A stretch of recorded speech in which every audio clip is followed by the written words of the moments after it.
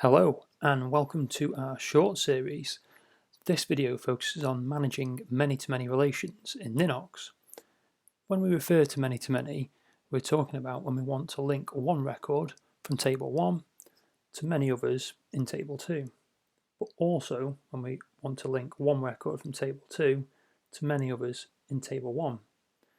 So some good example use cases would be events and attendees.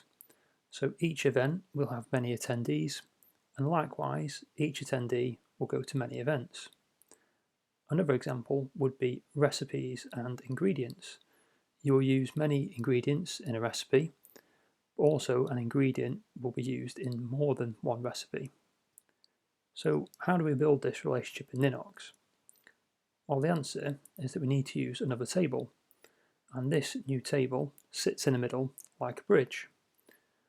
So we can see what this looks like in our example of events and attendees. So you can see we have our two tables separate here, and we now just want to add in our new joining table. So I'm going to call this events to attendees.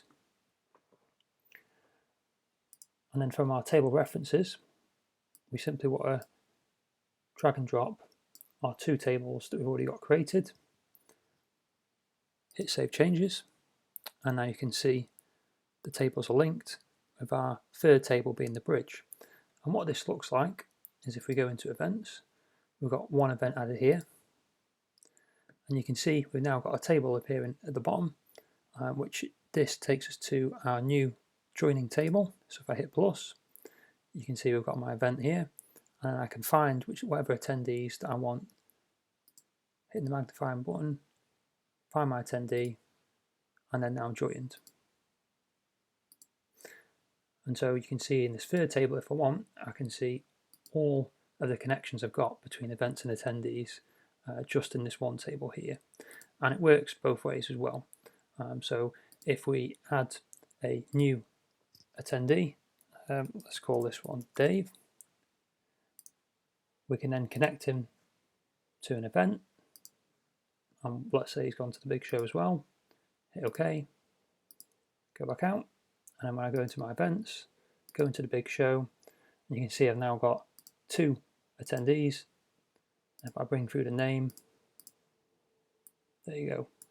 You can see the two people who have now attended this event. So I hope this short video has inspired you to use many-to-many relations in your own system. If you would like to know more, have any questions, suggestions, then please feel free to get in touch with us.